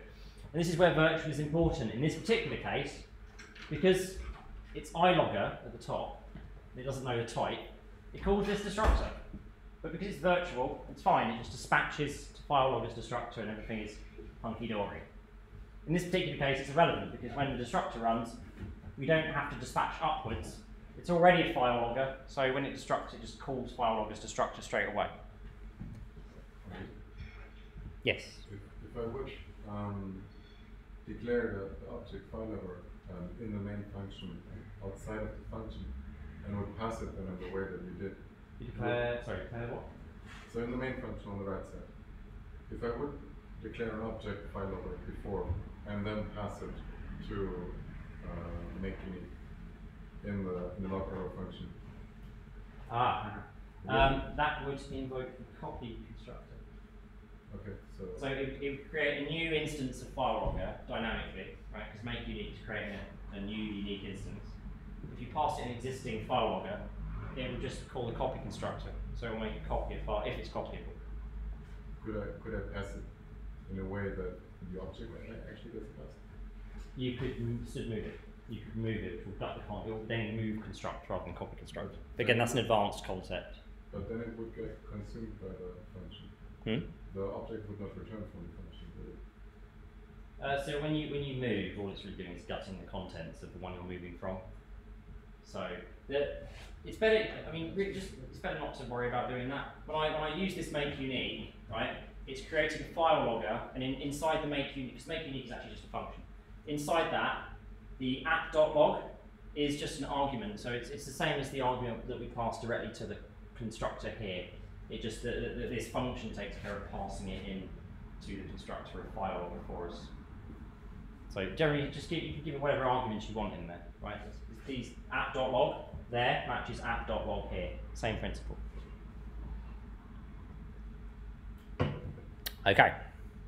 So let's look at what happens if we don't use virtual. This is what we call slicing. When you slice up your classes, and it's generally probably not what you want to happen usually. So of course, using virtual ensures that the function of the underlying instance type, so it's not really a great way of wording it, I should have worded that better. What I really mean is that using virtual will make sure that the derived class's function gets called, not the base. And if it's pure virtual, of course, you enforce it. If it's not pure virtual, you can have some initial functionality, and somebody can derive from you and override that functionality and make it better. So by using virtual, you always make sure the derived is called, as we saw in the previous example.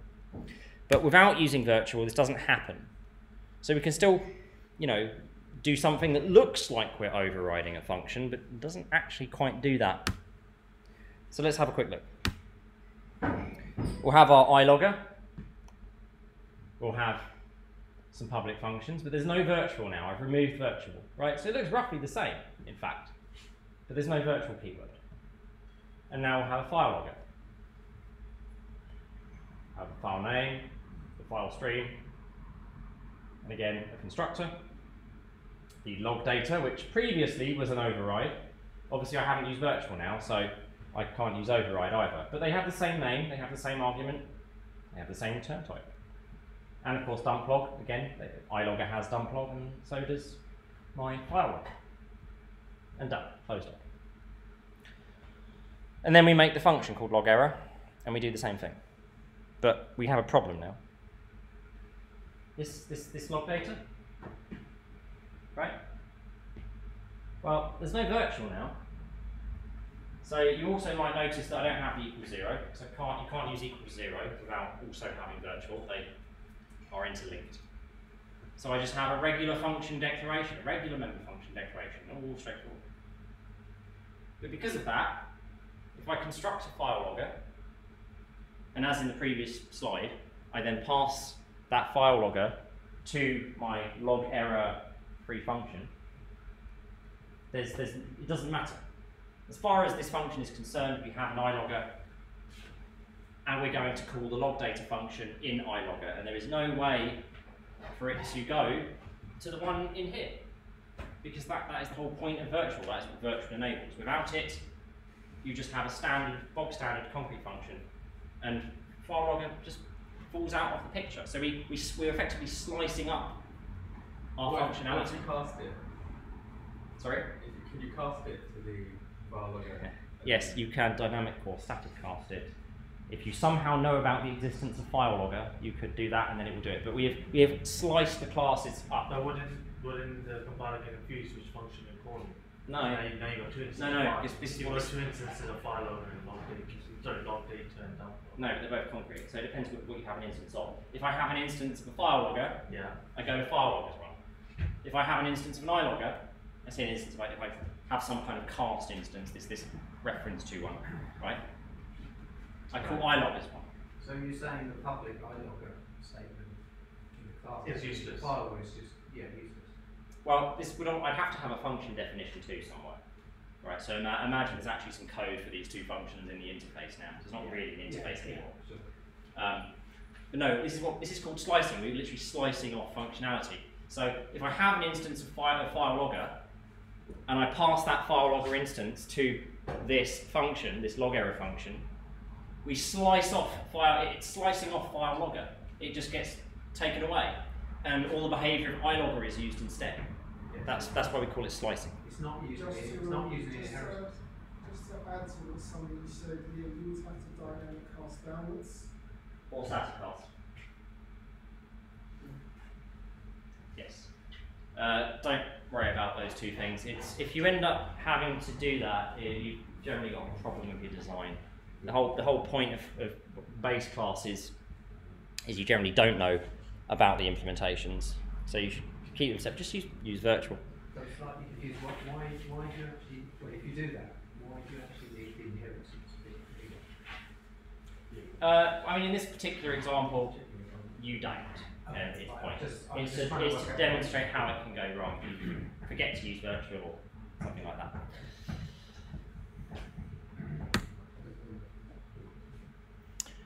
Right, and that's closed off. So, no questions? Everyone's clear on that part, I hope? Let's see how much more I've got. Alright, we've got 15 minutes. So, do you want to do...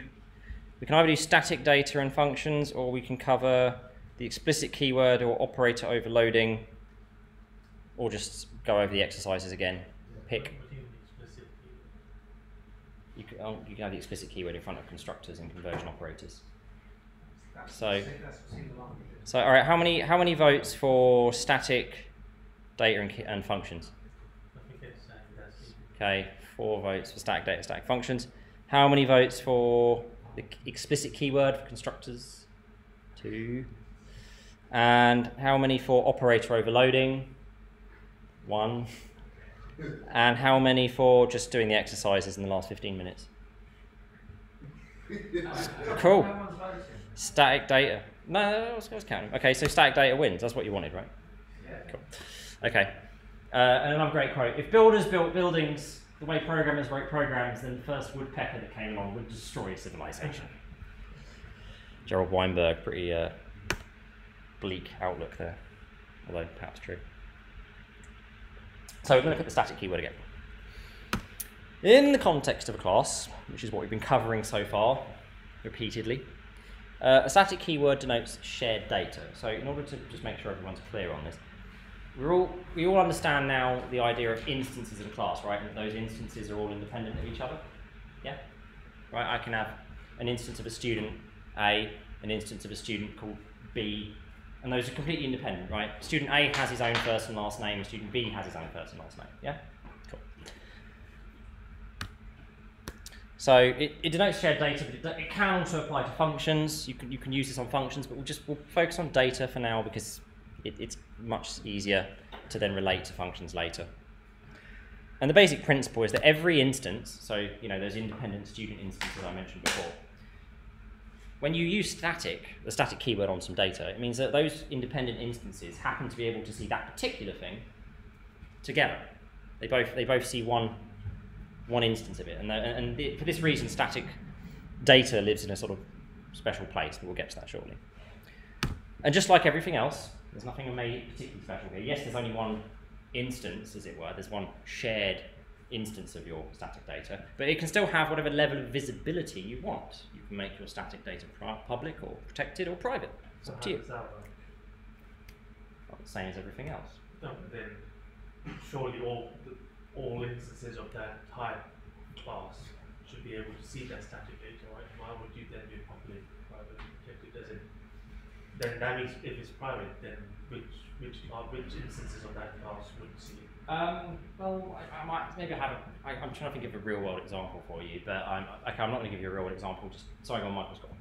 Well, I think maybe an answer to the question is if you make the static member private, all instances can access it, but outside of the instance you still cannot access it. Yeah. If it was public, you would probably be able to. Yes, exactly. So, question at the back. Actually, let me just repeat this. So the question was, what was the difference between? What was the use of having? Oh, you want the purpose? Yeah, okay, you want the purpose. I'll answer this question first. Okay, go on. A static member doesn't actually belong to the class. It does. It is owned by the class still. There's only one of it, ever, right? All instances share it, but it still belongs to the class. The class still owns that, absolutely. So if it's private, only the class itself can see it. If it's protected, then yes, the class itself can see it, but now anyone deriving from you can also see that one instance. And if it's public, everyone can see it. I don't know, the only thing I could think of is, and this isn't really really probably useful example, but I could have a static const std string called name, and that string just is the same as whatever I call the class in code, so maybe the string is a student, right, and it's public. So everyone can see that const static std string to get my name, my class's name as a string. But they don't have to create an instance of my class anymore to access it, because it's static, right? They can just do name of my class, colon, the whatever I called the string. Yes? So static information exists outside of the instantiation of the class, isn't it? Yes. The place that a static lives is separate from where the data of your instance lives. You have to give it somewhere to live, which we'll get to.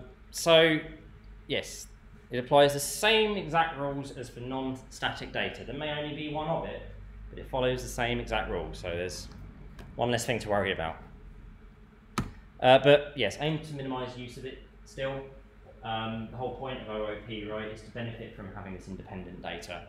But there are cases where it makes sense, again, which you may find, but try not to overuse it.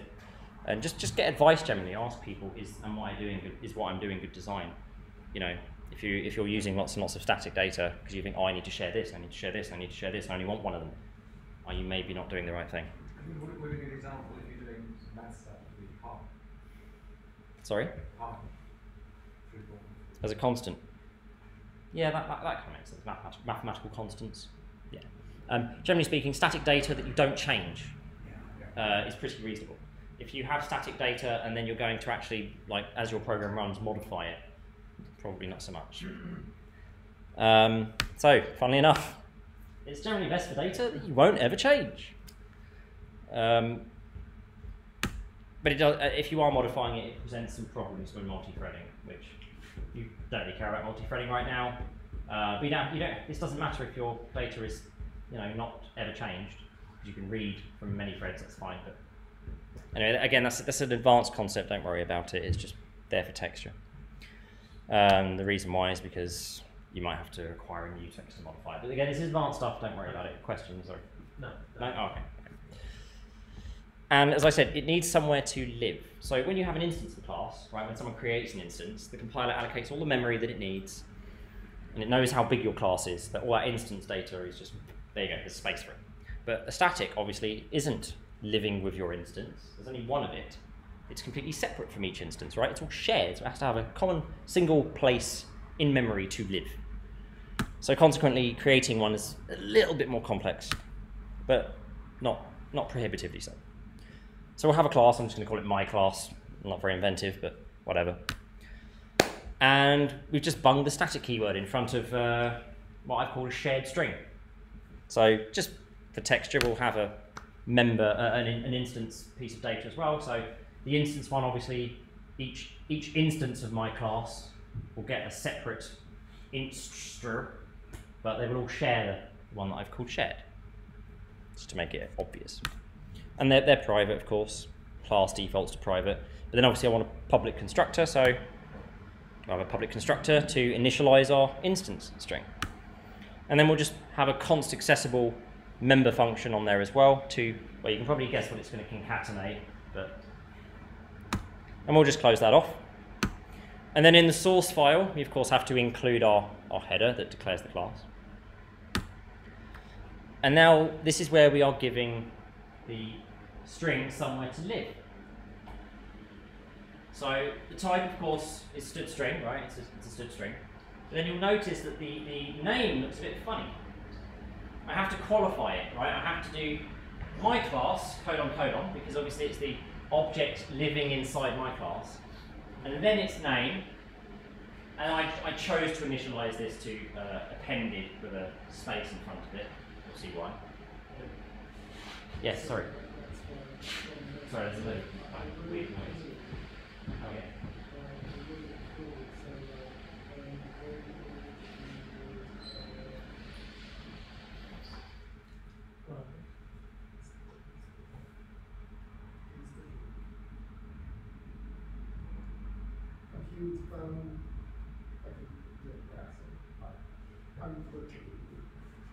So to make it clear, this is where we create the object. This is where the object is created. Okay.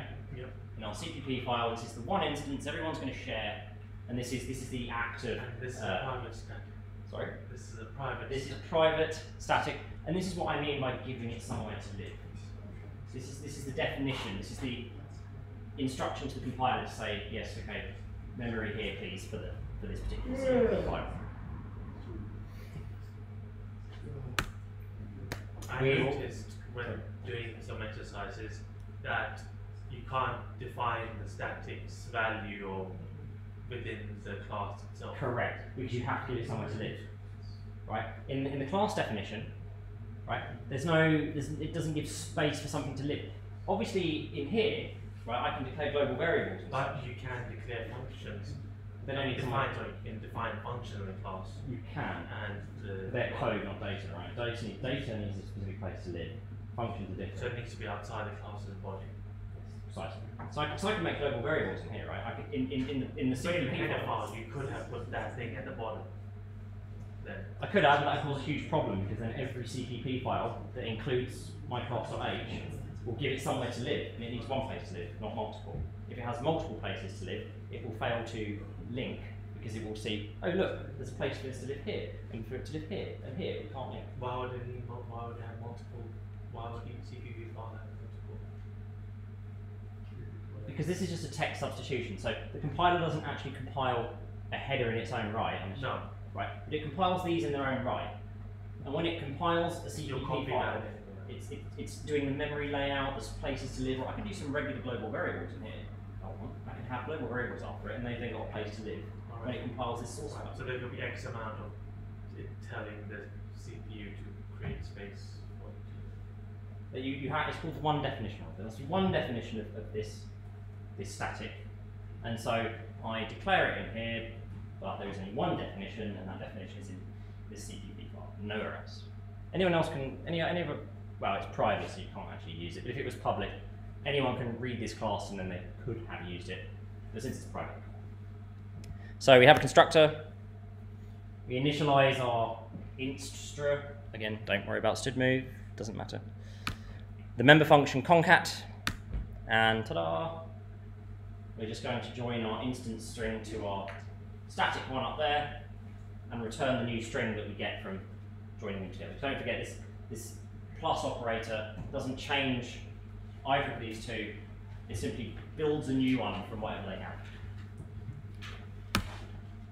And we'll have a main, create two instances, and I think you can probably guess what you'll get out of that, right? A appended and then B appended. And that's it.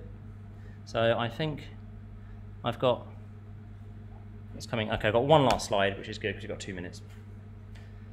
So to recap or consolidate, a static member function works very similarly to a regular one, but it's got the limitation that it cannot see instance data, of course, because it is also static. It can see static data, consequently it lives in the realm of static stuff, it doesn't live in the realm of instances. So consequently it's limited to static data and other static functions. But it still belongs to the class, so it could take an argument, which is an instance of the class, and then it could use that variable of its own type to call member functions on that instance. So it's still, the static class still belongs to the class. It's not in any way, you know, away from it or external to it. It's not external, it's still part of the class. It just lives, it lives on a different dimension, but it's still part of the class. Maybe that's a good way of explaining it, I don't know. Yeah, quick question. Yes, we've sorted out the wording, so like the static data or static function is part of the class because it belongs to any instance of the class. Yeah, that's it.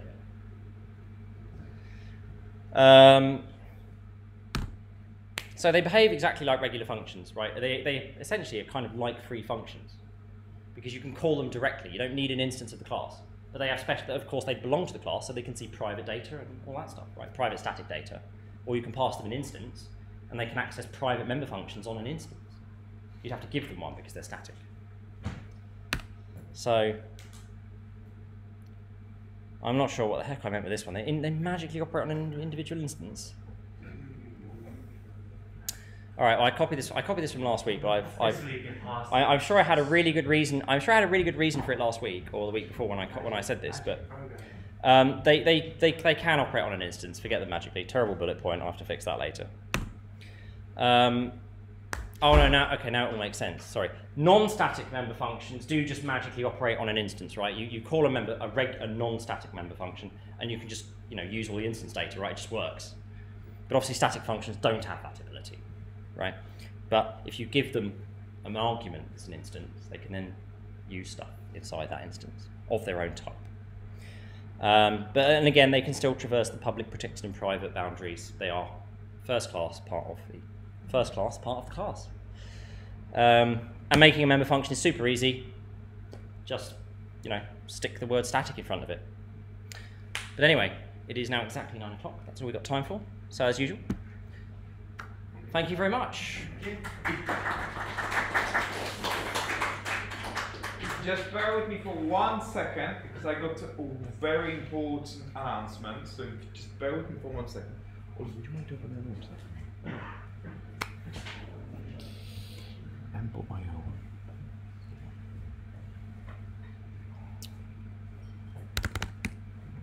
Oh yeah.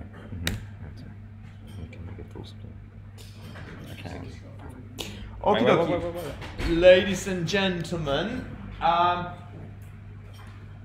something very important. I've just been approached by one of the organizers of Envo++, which is a conference that's happening exactly next week, and we have 3 free tickets to that conference. The conference is happening, to be exact, from the 14th of March in the evening until 16th, which is I think Saturday, if I remember correctly, in Bochum, in Germany. The airplane tickets, I had a look, they cost from Ryanair approximately £80. What? That's cheap. Yes, so if you want the cost for the tickets, it's around 600 euros. We got them for free. So if it's anybody who's interested to go to Germany for embedded C++, which I believe is fantastic. And it's just before Brexit, so we can travel without some visas. Yes. Let me know, because I need to know the answer for that question before tomorrow, 12 o'clock. So if you let me know before 12 o'clock tomorrow. That's next week. Yes. Then I can get you a ticket. Otherwise, they're gone. So that's the important announcement. Two more things.